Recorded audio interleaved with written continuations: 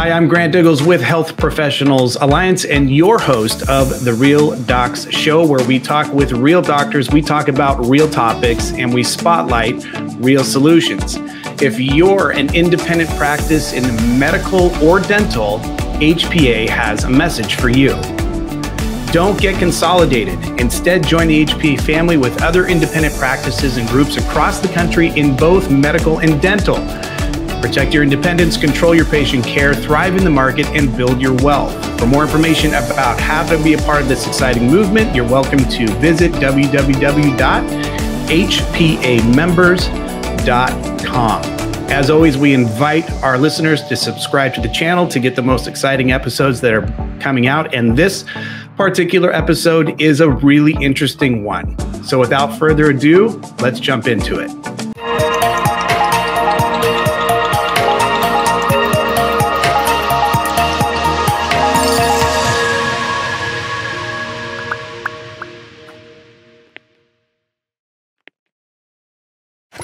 Today, we're going to be talking with Dr. Daniel Paull, based out of Colorado Springs, an orthopedic surgeon that represents his own practice, Easy Orthopedics. Check out his website at easyorthopedics.com. The title of our show today is Direct Specialty Care, How a Cash-Only Orthopod Thrives on His Own Terms. So I'm really excited about this episode today because the model that we're going to introduce you to is so novel that it kind of isn't novel, because it goes back to how medicine and healthcare was decades ago. And we're going to jump into understanding what exactly that means with our guest. So I'd like to introduce to you my guest today, Dr. Daniel Paull. Dr. Paull, how are you doing today? I'm doing well, Grant. Thanks for having me on your show. I want to get into some information about kind of why you did the practice, set up the way you did it, what it looks like, how it works. But before we get into that, do you want to share a little bit about yourself with the audience? Let's get started with that. Yeah, sure. So I'm an orthopedic surgeon by training, general orthopedic surgeon. And I guess I have this kind of unique business model, and I'll start by saying that I never imagined that I would be doing this business. It was not in the cards. It is not what I planned. I'm really glad I did. I think it's the best career move that I've ever made, and I'm early on in my career. The genesis of it, I feel like it's a story I have to tell, because it's a little it was kind of unplanned in a certain sense. So nobody starts a business because things are good. You start a business because things aren't good or there's a problem. There's no one out there that says, hey, everything's going really well, I'm just going to break free and start my own business. That's just generally not how it happens. Yep. So the origin story for me is, I went to five-year orthopedic surgery residency. I finished that. I passed my written boards, and then I started a fellowship in hand surgery. And that's usually 1 year of extra training. So I was just planning on doing hand surgery.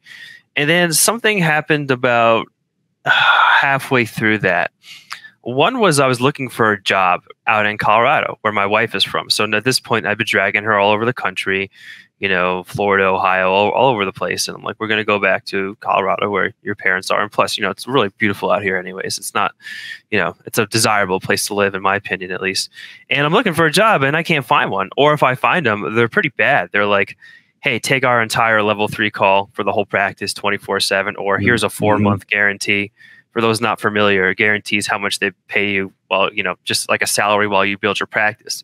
The standard's 2 years, but they were offering 4 months. So, it was pretty bad. And then I interviewed for a job out in Connecticut, and not only was it a low ball, it's like, I'm just listening to this senior orthopedic surgeon, senior partner, just basically tell me how much money he used to make in the early 90s. And this guy's miserable, and all his partners are miserable. And I talked to a junior partner, he's miserable. And it was kind of like, well, like, what am I doing? And, I was in that fellowship, and, I was pretty unhappy there. It wasn't really I don't want to go into details, but it wasn't a very positive educational experience, at least for me at that time. So those things are going on, and I'm unhappy, and I'm in the middle of this existential crisis, and I just said, screw this. So, I was kind of like in a transitional moment, and I I had a friend who started a house call practice doing kind of internal medicine down in Miami, Florida.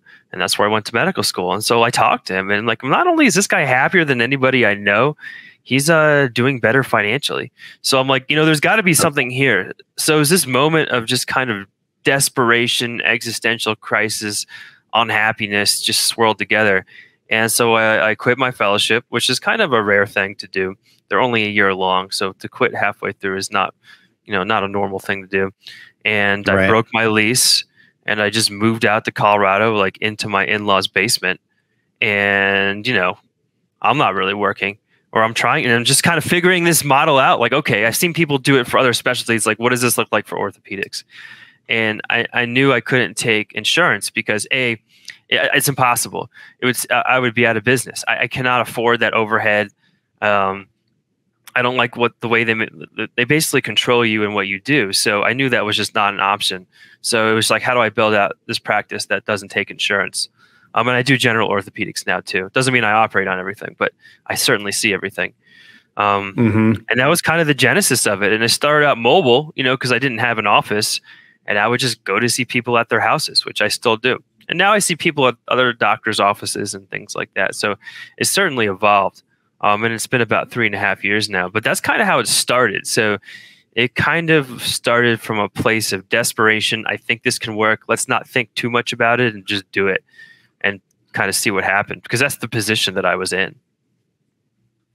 So again, I want to reiterate here, you came to Colorado Springs, you moved into your in-laws' basement, right? Yeah. Okay, so that's a great way. So that's a great way to keep your overhead down, for starters, and it puts you on your toes. It's like, okay, I've got my expenses pretty low. I don't have much overhead. That gives me a lot of space to be creative and figure out what I want to do. And then my question for you is, did you start doing, we'll call them house calls, right? Did you start doing house calls? Because it's like, I'm just going to get started doing this to start generating some money. And then did it organically kind of turn into what Easy Orthopedics is today? Was when you started doing the house calls, was that like, I know this is the direction I want to go, I want to do house calls, I want to be on my own, or was it, my overhead's low, I don't know what I want to do, so I'm just going to kick off with this concept to start, to buy myself some time and bring some money in, and then kind of organically it started evolving into what it is today? Like, was this planned, I guess, is my question. I never planned on getting an office, so I was following copying the model of my colleague. So he was still doing that, and so I knew it was just had to be mobile. If you're talking about low overhead startup, a mobile practice. You basically get malpractice and your website, a few other things, and some supplies, and you're ready to go. So I didn't know. I didn't really plan that far ahead. And then it was a lot of figuring out, like, where do I get there's so many things that I had to figure out. As far as like where to get patients, how to do this, how to do that, where do you get imaging, where do you do surgery? All those were problems that needed to be solved. The nice thing about the model is it's extremely durable. So I think I estimate my overhead at probably about $2,000 a month, which most of that's malpractice. Wow. And the practice is just me and my wife, right? So, and since I don't take insurance, I've lowered the costs on all the other things that come with insurance, like an expensive EMR, all the staffing, billing, housing all the staff, and like all the nonsense. So, you can only see a couple of patients a week, and really you're breaking even. So if you have days where you don't see anybody or nothing much is going on, because this is a low volume, low overhead practice. You're totally fine. I don't think people appreciate that as much. They think that you need to have a giant practice with that's like a 10,000 square foot building with like rows of cubicles and need to be crushing 50 people a day and having full operative days. But at the end of the day, you're not keeping that much money because it's all going to your overhead costs and you're all run down. And not more than that, the quality of care suffers because you may be a really, really good physician and doctor and surgeon, but you're having 7 minutes with a patient. So how good of a job can you really do? If the person has one problem, fine. But what if they have like 4 or 5 problems? Like, what do you do with that? You ignore them because you have to, because that is only what you can do in the allotted time. And all these providers are forced into this model, which I think that medicine to get quality medicine, I think is necessarily time-based. So I'm not saying to be slow or anything like that. I'm just saying that, people take time to see and to do a good job. So like my appointments are booked for an hour. Model's different. Wow. And then of course, now I do want to jump into how the practice works, but before we do that, we're recording this right now and your background's blurred out, but you're at home, right? So you're in your office. Yeah, I'm in my office. My background's blurred. If it was unblurred, you could see tons of toys that were on the ground. We usually have them cleaned up, but the kids got here before I could start. So, there's stuff. But no, I'm at home and my wife works with me and she's at home. So we get to spend like tons of time with our family. And if nothing's going on, like the other day, not a lot was going on. We went on a bike ride in the morning and, in the middle of the day. That's the kind of thing that you can do with this model. Yeah. And I wanted to, before we got into the practice, I wanted to point that out because there is definitely, aside from what you've been saying on the fact that the overhead's low and things like that, the ability for you to control your schedule. You're probably writing off a part of your practice because your office is at home. And so you get some of those tax advantages there. But then there's the quality of time. And one of the things we see with a lot of our doctors that are members in HPA is that they are working really hard. And time is one of the most valuable commodities that they continue to fight to try to have. But for all the reasons that you're saying, they are constantly at the office and it is a numbers game. And so I wanted to bring the fact that you're recording this at home. The background is blurred. There's toys on the ground behind you, which I think is a real testament to the power of what your model is talking about. Like you are in control of your life and the quality time and being present to your family is something that I feel like healthcare professionals are always fighting for. And you built it right into your model, which I think is just brilliant, to be honest with you. So I wanted to make sure that we covered that in this show. Because you're the only doctor I've talked to so far in our show that has done it from home because you can. And that's a beautiful aspect to the practice. So let's get into the practice though. So my first question for you is, what does a typical day in your practice look like? Oh man. So there's not, I don't know if there is a typical day. I mean, like I said, it's a low volume, low overhead model. So some days I'm rolling around town, see 5 or 6 people. And that will be, I usually book the appointments to start, unless there's a good reason to. I start at 10, sometimes 8, but I'll kind of see people whenever. And then maybe I'll do a house call and I'll bounce to an office of a family med doc or a chiropractor. I'll see a couple of people there, bounce to another office, come home for lunch, hang out for an hour or 2, go out, do one more, come back, answer any emails or anything like that. And that's some days, the occasional surgery in a procedure room. I'm not operating as much as I'm used to. So I tend to pick cases that I know I can do a really good job on and that I think are appropriate. So that'll happen. Some days I'm doing medical legal work, which I would recommend to anybody who can do.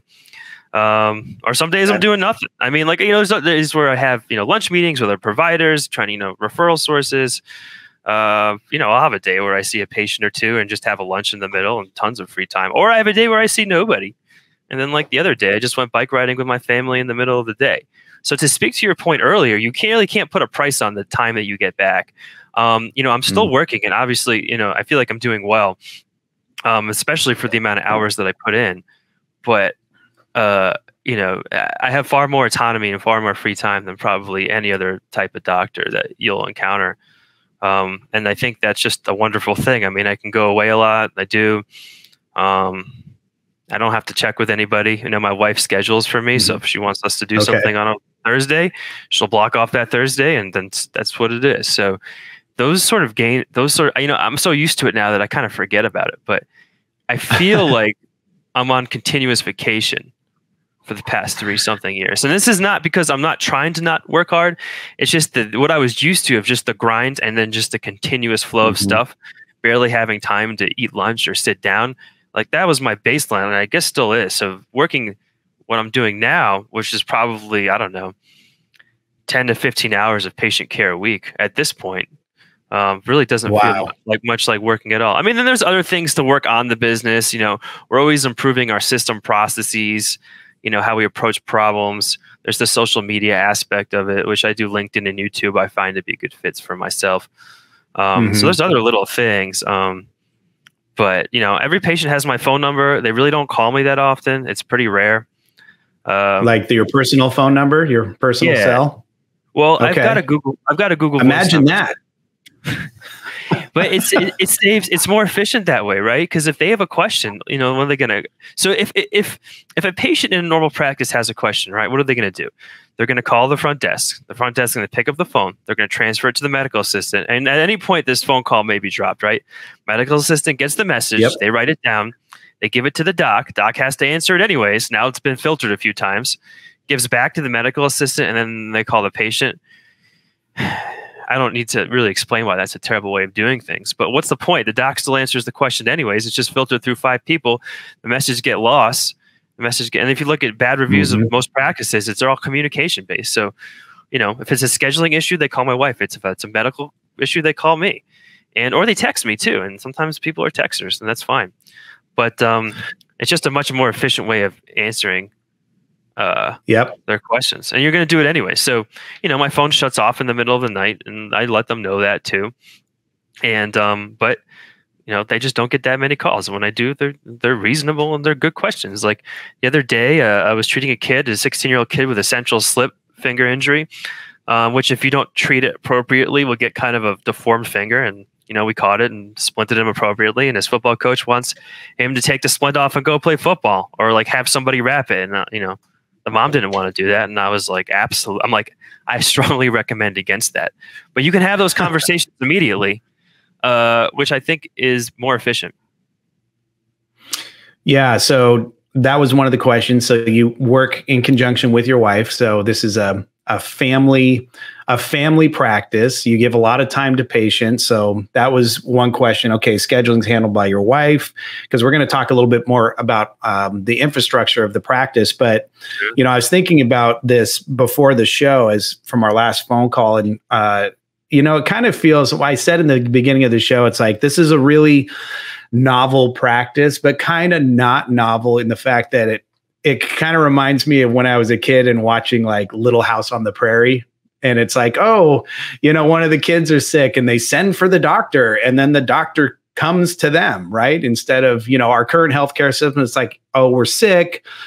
I'm not sure what to do. Oh, the doctor's not available. They can't get me in, and except for three weeks from now. And so now I'm going to go to the ER, and, I'm going to drum up a $2,000+ bill, or, and then I'm at the ER all day, or at least I think it's got to be a minimum of 3 hours. I'm not sure what the average ER stay is, but it's atrocious. I recently went through it myself, and it was 12 hours just to get an MRI for my grandmother. Right. So it kind of goes, you're like it is novel, but you're going back to like what healthcare used to be. And all the things you said so far is like, you're spending more time with the patients. Your overhead is down. You're giving better care. You're more available. Like it's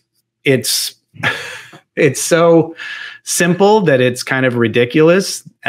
But so let's talk a little bit about the infrastructure of the practice. So you mentioned that sometimes you go to offices. So what does that mean if you're basically running your business out of your home, but you're still going to offices? Do you have relationships with other doctors at offices? Like, how does that work for you? Gotcha. So this kind of developed organically. So, I'm a traveling orthopedic surgeon, right? Which is, as far as I know, I'm really the only one who does that. I have everything with me to cast, splint, which I do sometimes, injections, ultrasound, portable ultrasound, any sort of wound care. So basically, mostly anything you would do in an office. So what I found was that I would start seeing people, referrals from people in the community who appreciated what I did, who are also in that cash world. We're talking direct primary care doctors or chiropractors as well. And they'd be like, hey, can you see this guy? I'd be like, well, he's at my office Tuesday at 10. Can you come at that point? And I was like, sure.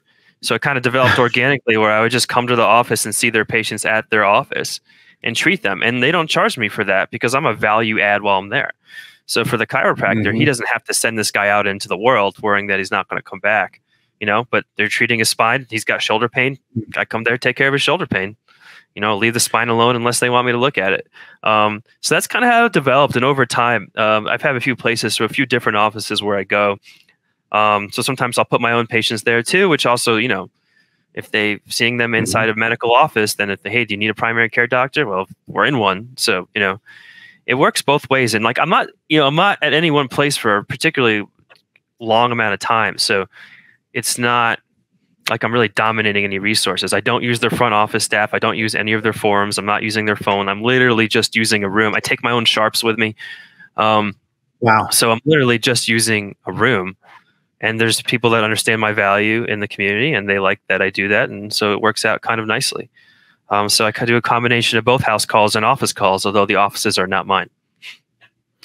So you are, you're about as portable as you can be. So, and completely autonomous, and you create a ton of value add for the people that work with you. So the people that do work with you, as you mentioned, are like direct patient care, DPCs, chiropractors. Are the majority of these people that you work with and refer back and forth to also a cash-based model? Or are you equally yoked in that way, or does it matter?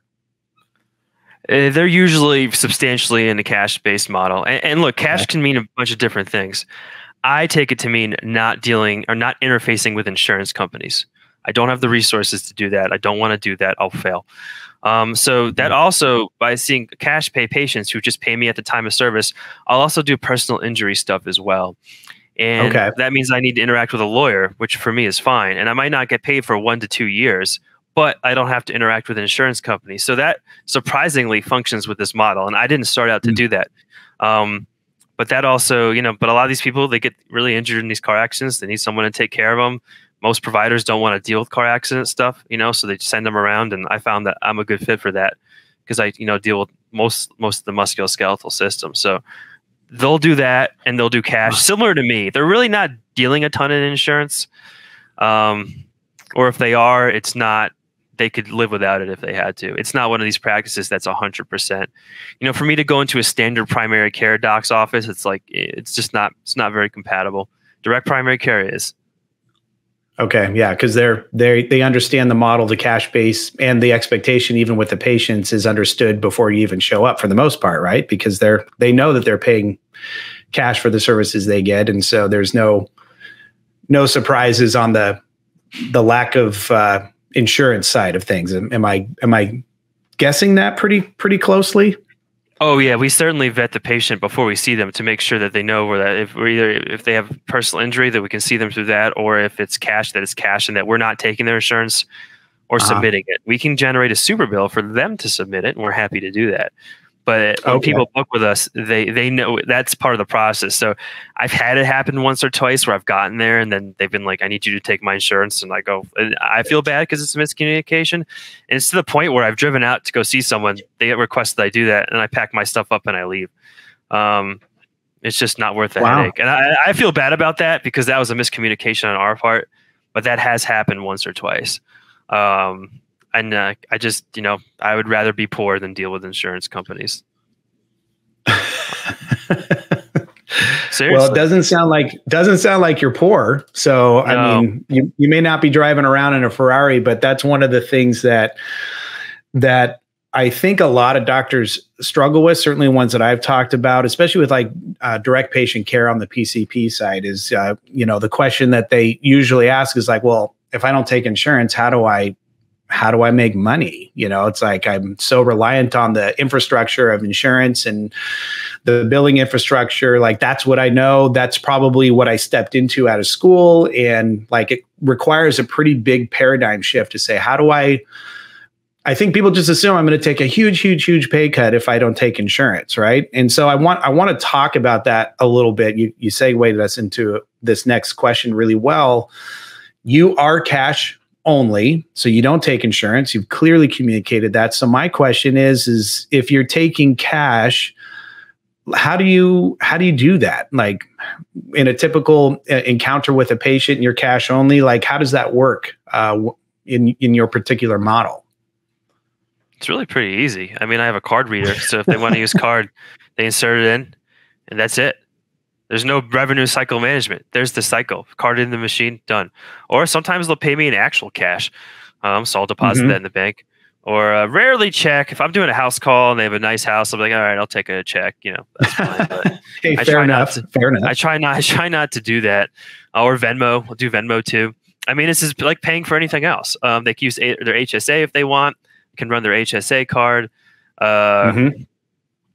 It's really pretty simple as far as taking cash. If it's a surgery, I do require a $1,500 deposit, because I've found that if you don't do that, you end up spending all this time scheduling something, and then somebody cancels on you, and it just creates a lot of headaches. So, because the procedure room or surgery center has to get ready for all that and plan. So, I won't even schedule them until they've paid that depoppet. That's an important aspect to know. That's a good one to know. So I'm glad you said that. And you figure all these things out because that's, it happens to you, right? Like you schedule someone, they reschedule it, and then they cancel it. And then you're like, okay, well, I wasted a bunch of time. How do we not waste time like that again? Or we found that, if somebody calls to schedule an appointment and they call more than 2 times the schedule, the probability of them canceling day of or before is very high. So like somebody calls once, like reasonable. Someone calls twice, like, okay, they needed to ask someone some questions and call back, reasonable. But if they call a 3rd time, then they're not sure if they really want to do it. And if they're scheduling it, it's probably just to be like, well, let's schedule it. And then if we need to cancel it, we'll cancel it. So we've started doing is if somebody calls 3 or more times to make an appointment, we make them pay in advance. Just because we've had the problems before where, I do work before the appointment too, and like look at their imaging, create a plan, and before I see them, and then it's like morning of they cancel it because they were maybe going to cancel anyways. So those are little things that interesting. You figure out based on getting, I don't want to call it really burned, but just slightly burned, and you're like, okay, we'll change our systems. Okay, so let's talk about your infrastructure a little bit more so we talked about schedule, and we talked about cash and things like that. One of the things you mentioned as well is you have a very simple EMR process. So how do you manage patient information? What do you use basically to keep your EMR as light duty as possible, keeping your overhead down? Of course, we know EMRs, if you go with more traditional ones, they can add up and be very expensive to any practice. The implementation fees, and then of course the monthly fees for maintaining. So your overhead's very low. You figured out how to do it. So how do you manage patient information, and what kind of EMR are you basically utilizing right now to kind of keep those things organized? Right. So most EMRs are very expensive because they're essentially billing machines.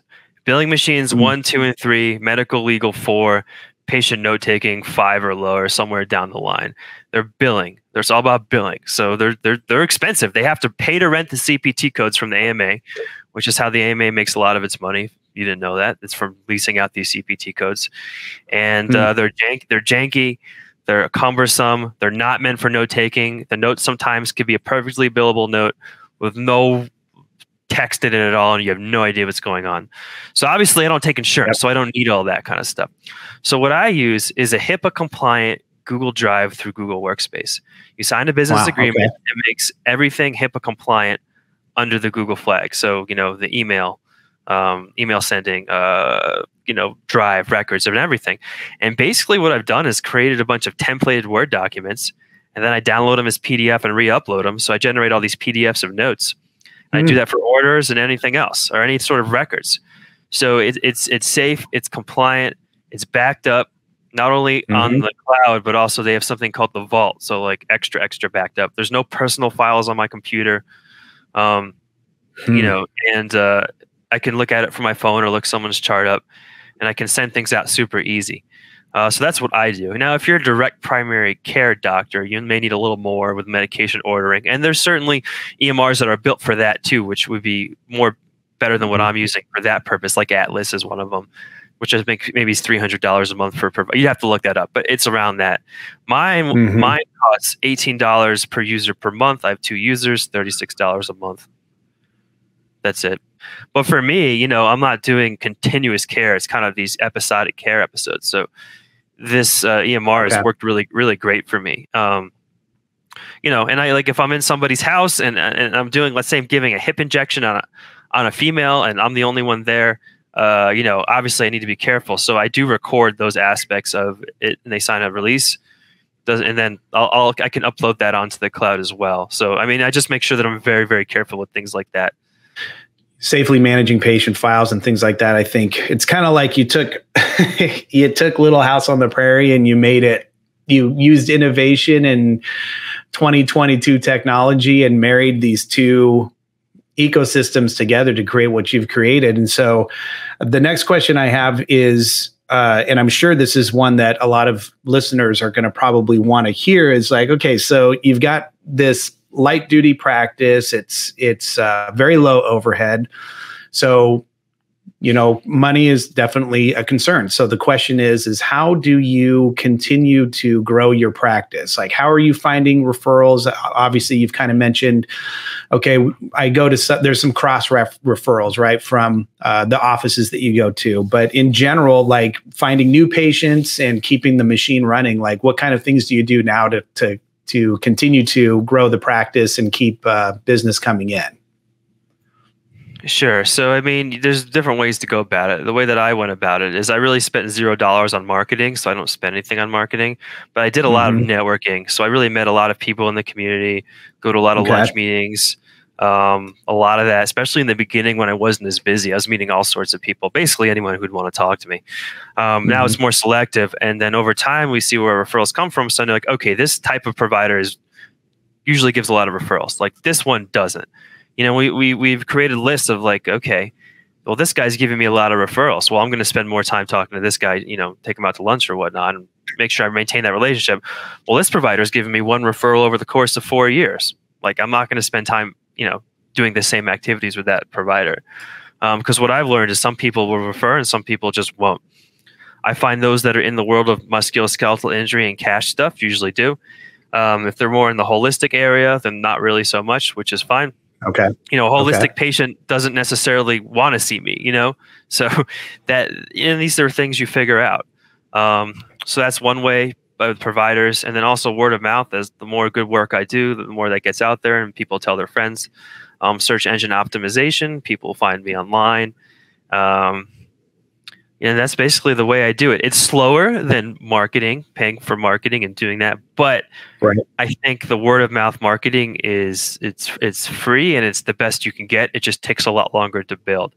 So if you have the patience to sustain it for a while, I think that's the way to go. Well, I do want to point out something to the listeners that is kind of a cool testimonial that you have on your website. And so I just want to show this again real quick. I would invite the listeners to go to Dr. Paull's website and go to easyorthopedics.com. If you scroll down on the homepage, there's actually a video testimonial from a patient that basically contacted you and you were there the next day to help him basically handle the injury that he had from the motorcycle accident and saved him a gob of time, didn't have to go to the ER, saved him a ton of money, and he got really good service from you. And so I want to encourage the listeners, if you are listening to this, so just go check it out, go to his homepage and check it out. So one of the other things that I want to talk with you about today too, is you're pretty active on LinkedIn. You've put up a lot of comments in LinkedIn about your distaste with corporate medicine and doctors being acquired by private equity groups or being acquired by hospitals and kind of falling into that trap. So I'm giving you a loaded question here that I could probably answer for you, but this show's not about me. So my question is, do you think that your model is better than our current healthcare system? And why or why not do you think it's better? I do think it's better for the majority of patients. I think, like I said, medicine is a time-based thing, and my model provides with more time and quicker access. I feel like that I can do a better job, or any provider could do a better job in that arena. Now, certainly my model is not fully built out, so there's certain things in the system that I can't do that you would need to go to the hospital for. Like if you break your femur, or I don't do spine surgery, or that model has everything in it right now. And as we build more of this direct care model, we're adding pieces and we're adding more pieces. So right now it can't cover everything, but it can cover a lot and do pretty good. So that's just kind of, you never start with perfect solutions. You start with okay solutions and you kind of make them better. So I feel like for most things, I'm a much better option than what's out there. Not because I'm a better doctor than any of the doctors in the system. It's just because I've created a model that allows me to spend more time with the patients and I feel do a better job than anyone would be able to do in 5 or 6 minutes. So my last question for you before we wrap up the show, is there anything that you would like to say to the listeners, especially the professional side of our listeners, the other doctors who are going to be listening to this show? Is there any last words you would want to say to them with your model in consideration of where the healthcare system is now? Gotcha. So speaking directly to the docs that are listening, it's, one question is like, well, can you make money doing this model? But I think you'll find that, let's say for direct primary care, that a fully built out direct primary care doctor makes a lot more than a primary care doctor in the system.